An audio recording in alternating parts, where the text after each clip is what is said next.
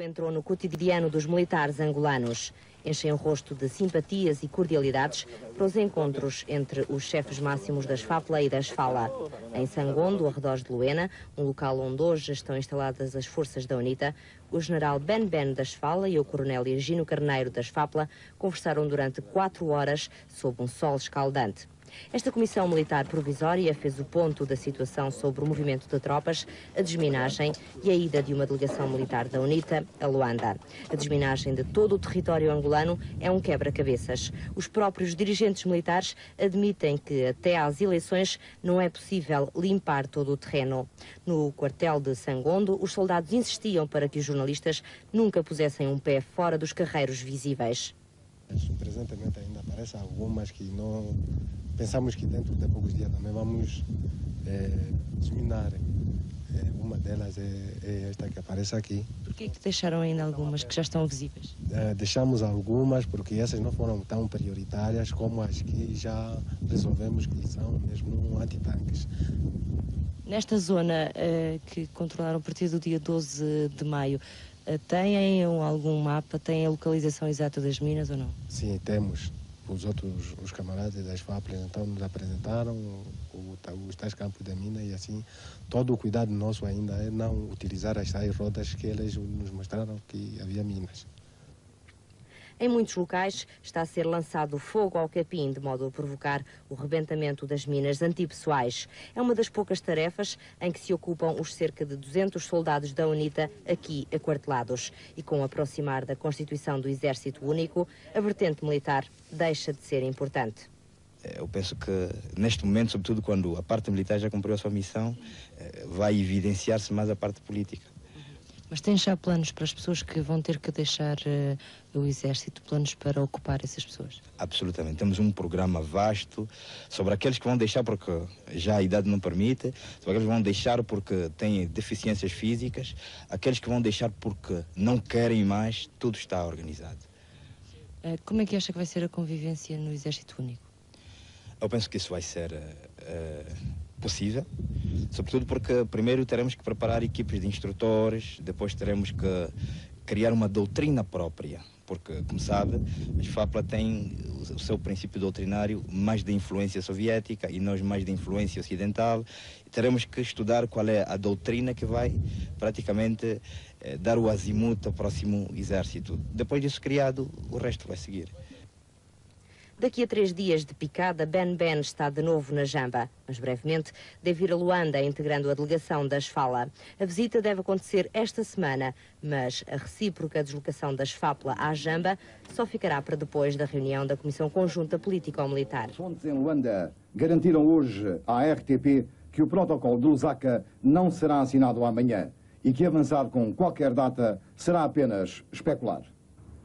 A RTP apurou igualmente que nesta altura em Lisboa, Washington e Luanda desenvolvem-se esforços intensos envolvendo meios diplomáticos e privados para se conseguir que o líder da UNITA, Jonas Savimbi, se desloque à capital zambiana tão rápido quanto possível. Jonas Savimbi encontra-se nesta altura no interior de Angola. Manifestou já vontade de assinar o protocolo de Lusaka com o presidente Eduardo dos Santos, estando agora a ser criadas as condições para a sua deslocação. De passagem por Luanda, a caminho de Lusaka, o subsecretário de Estado norte-americano George Moose encontrou-se hoje com o presidente Eduardo dos Santos. Falando depois aos jornalistas, o diplomata norte-americano disse que haverá certamente quem fique desapontado com a não assinatura do acordo amanhã, mas que o mais importante é que o adiamento não seja por muito tempo. O momento é agora, acentuou. Entretanto, no Huambo, a vida começa a normalizar-se. As forças governamentais mantêm o controle absoluto da cidade e as pessoas começam a regressar às suas casas e a reencontrar-se. Um reencontro que não será certamente fácil. Há feridas profundas que vão demorar a cicatrizar. Como presos deveriam ser levados para posteriormente amanhã serem trocados. Mas eles não fizeram isso. Na qualidade deles serem cruéis. Quem é que não fez isso? A UNITA não fez isso. Teve que matar. Nós só queremos os corpos delas. Ou então, esses tais estão se apresentar da UNITA, que apresentam onde estão os presos políticos da segurança, do MPLA. não querem que haja vingança. Isso, de facto, não pode acontecer. Mas como é que a pessoa reage vendo o que vimos agora? É neste momento o palco dos confrontos mais violentos entre forças governamentais e forças da UNITA. Segunda cidade do país e até agora quartel-general da UNITA, o Huambo, vive uma situação de guerra aberta pelo controle militar e político de toda aquela região. A UNITA acusa o governo de bombardeamentos consecutivos, quer de aviação, quer de artilharia, com armas químicas em vários locais da cidade.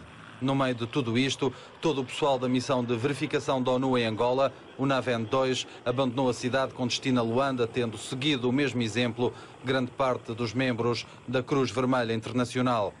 Fontes militares citadas pela agência France Press afirmam que a UNITA cercou a cidade onde estão as forças afetas ao governo angolano. Em Luanda, a representante especial das Nações Unidas, Margaret Anstey, tentava ainda esta tarde, aparentemente sem êxito, levar a Addis Abeba, na Etiópia, para um encontro membros do governo e militares da UNITA.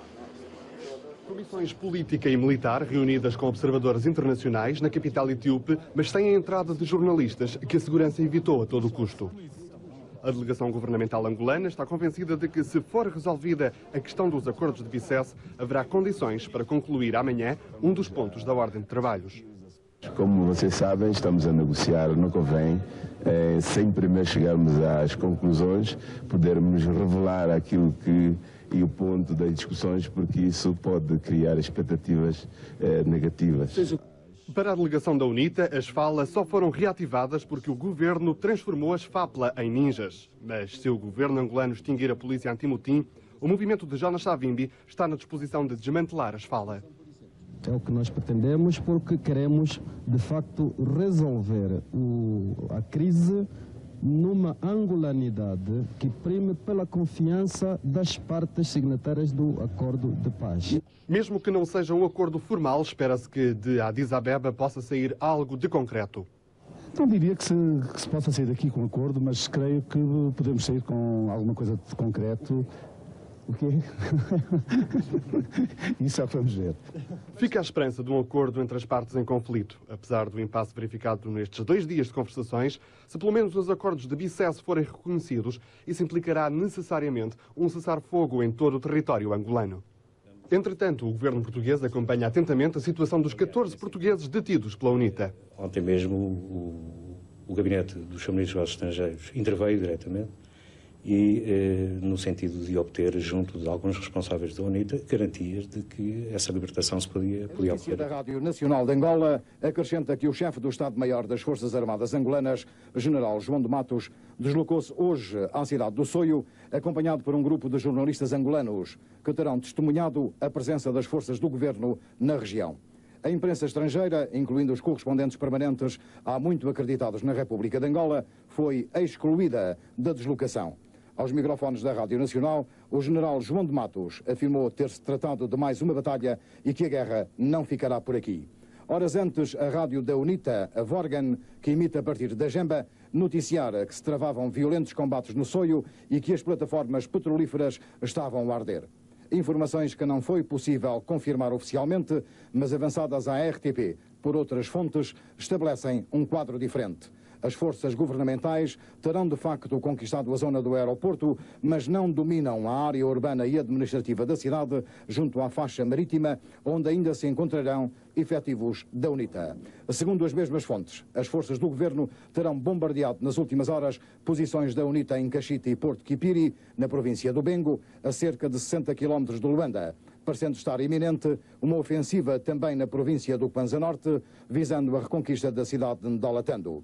À exceção da Rádio Nacional de Angola, com a notícia sobre o Soio, a informação angolana manteve este fim de semana um silêncio total sobre a situação militar do país. Os 55 dias de guerra destruíram completamente a cidade do Huambo. O cenário é desolador. Nos mercados de São Pedro, milhares de pessoas continuam a comprar comida, embora os produtos e o dinheiro escasseiam. Pela cidade, os edifícios estão completamente desventrados e os alvos atingidos pelas duas partes testemunham a violência dos dias passados. Do lado do governo, o alvo a atingir era só a casa de Jonas Savimbi. Na tentativa de destruírem a casa onde vivia o presidente Savimbi, então as bombas caíram na casa das populações, que registramos muita morte da população. E as ruínas circundantes à casa do líder testemunham bem um conflito que parece não ter fim. O palácio do governador também foi completamente arrasado. As forças da UNITA não pouparam balas. A situação é cada vez mais preocupante, tanto para os angolanos como para os portugueses, que, reunidos com jornalistas, não esconderam o medo que têm do futuro e de um possível regresso a Portugal. De um momento para o outro, estarmos sem nada. E isso nos custa tentar, quer dizer, ir novamente para Portugal e não sermos ajudados por alguém. A incerteza e a angústia são, sem dúvida alguma, os dois principais sentimentos agora reinantes na segunda maior cidade angolana.